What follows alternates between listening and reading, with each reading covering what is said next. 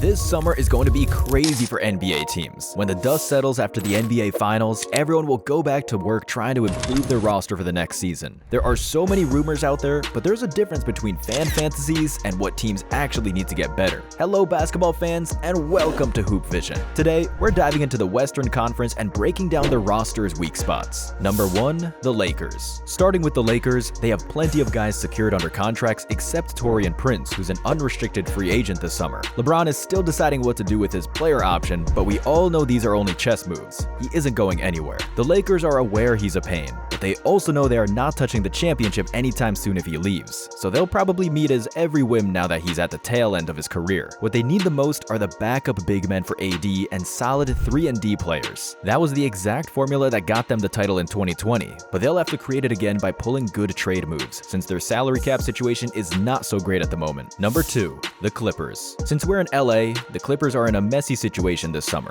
Harden is a free agent, Paul George has a player option, and rumors are saying he'll opt out and go somewhere else, probably Philly. Westbrook also has a $4 million player option, so his situation with the team is yet to be determined. The entire Clippers problem revolves around the question whether you try one more time with this team or blow it up entirely and trade Kawhi for the picks to secure the future. Judging by the last 4 years, the Leonard George experiment didn't work, so what the Clippers need the most right now is probably just a clean slate. Number 3, the Wolves. On the opposite side, a team that would absolutely love to run it back would be the T-Wolves, but their salary cap situation is one of the worst in the NBA, and their majority owner, Glenn Taylor, is known for being cheap when it comes to paying taxes, let alone luxury taxes and everything that comes with all the NBA cap regulations. With $44 and $49 million respectively, Gobert and Towns are the biggest financial liabilities for the Wolves, so they're in danger of being traded as soon as they show signs of slowing down. The top priority for Minnesota is to lighten up their payroll and keep their owners from shipping off one of their big men. Number 4, the Nuggets. The Nuggets, however, will never ship off their big man,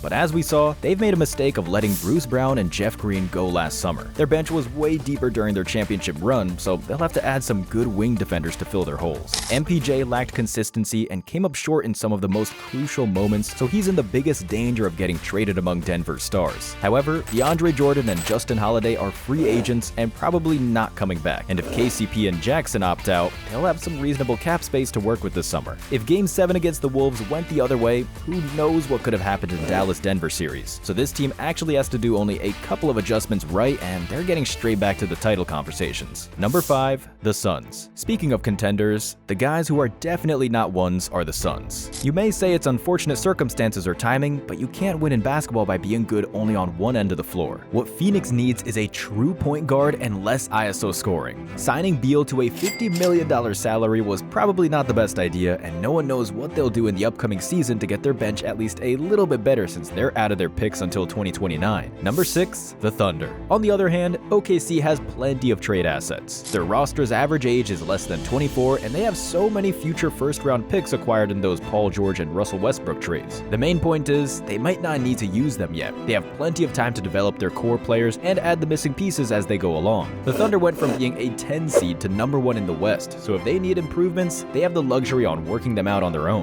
The only trade rumor was around Giddey, but it seems the franchise will back him up and keep him on the roster. They might trade in the middle of the season for a veteran big man to rest Chet and re-sign Hayward on a smaller salary to create a perfect combination of young talent and veteran experience. Number 7, the Pelicans. Smaller salaries would also work miracles for the Pelicans, as CJ McCollum is taking $33 million of their cap space, and that's only the beginning of their issues. CJ is a great three-point shooter, but they don't have a true point guard. Alvarado and Dyson Daniels are obviously not enough, and Brandon Ingram can't be your number 1 creator. Number 8, the Kings. The Kings don't have that problem, but they have a different one. They were dead last at free throw shooting this season, and they're over the salary cap even before the Malik Monk negotiations. Their roster would massively benefit from a defensive-oriented center who can run the floor and switch onto the perimeter when needed. Jonas Valanciunas is a free agent this summer, and even though he's not much of a shooter, him and Sabonis would be one hell of a duo in the paint. Number 9, the Warriors. Speaking of great duos, the Splash Brothers were terrorizing the league at one point, but that era seems to have reached its final final stop. The rumors are Klay will be gone this summer, and the Warriors have plenty of moves to pull off to replace him. If you're Golden State, you trade Paul and Wiggins to whoever would want them, free up $56 million of salary cap space, and sign players with expiring contracts. That would give them some momentum to try and build a team around Curry for one last push in the West, as he'll be 38 in the last season of his contract. Number 10, the Rockets. On the other hand, the team not having problems with their salary cap is the Houston Rockets. They've been actually great when it comes to their rebuilding process, and the only position they could improve a lot is at small forward. Their best player at that spot is Dillon Brooks, so with the number 3 pick in this year's draft, it's not unlikely that's what they go for. However, they're not in a rush of building a contending team right away, so they might even pick additional talent regardless of position. Number 11, the Jazz. Speaking of rebuilding teams, Utah Jazz is one of the weirdest ones in recent history. They scout and trade pretty well, like they did for Donovan Mitchell, but they never build a successful team to actually contend. Right now, they have a nice young core, but something seems to be missing. Collins, Sexton, Markkanen, and Kessler have so much potential together, but they need some veterans around them to bind it all together. They picked 10th in this year's draft, but unless they really hit a jackpot, which they probably won't considering everyone's labeling this draft as one of the weakest, they could use it for potential trades and improve this promising but inexperienced roster. Number 12, the Grizzlies. Another inexperienced roster that could potentially upset the league are the Grizzlies. They have all of their core players locked in under contracts, Lamar Stevens being the only free agent after this season. After Steven Adams' departure, they could use a center to help out Jaren Jackson Jr., and their number 9 spot in this year's draft might be a perfect chance for finding him. Their roster seems pretty good for now, and if needed, they have assets for potential trades next season. Until then, their biggest problem remains teaching Ja to interpret the Second Amendment. Number 13, the Spurs. On the other hand, the team with the least problems is the Spurs. They have Wemby under a rookie contract, which gives them so much room to operate, and it's not about what they need,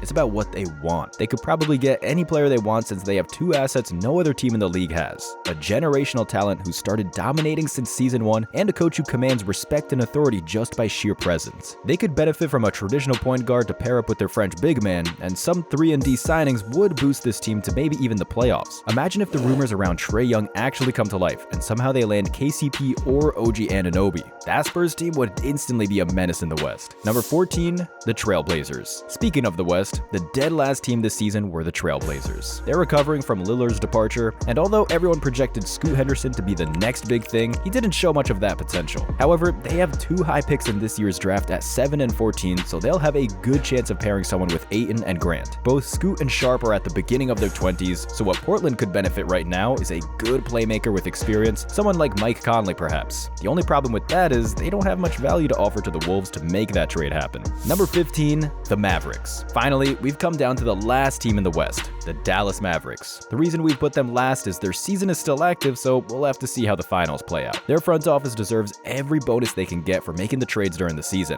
Gafford and Washington have resurrected the Mavs, and Lively has been such great help to Luka and Kyrie. It's hard to point at a team that's playing in the finals and say, this is what needs to be changed, so we'll sit out, enjoy the last series of the season, and see how things play out for the Mavs this summer. That's it for today, dear friends. We hope you've enjoyed this video. Let us know in the comments below, what do you think the biggest offseason moves will be this summer? And be sure to check out part 2 of this video about the teams in the East. Thank you for watching and growing this channel. Make sure you don't miss out on more NBA stories by hitting that subscribe button. See you in the next one.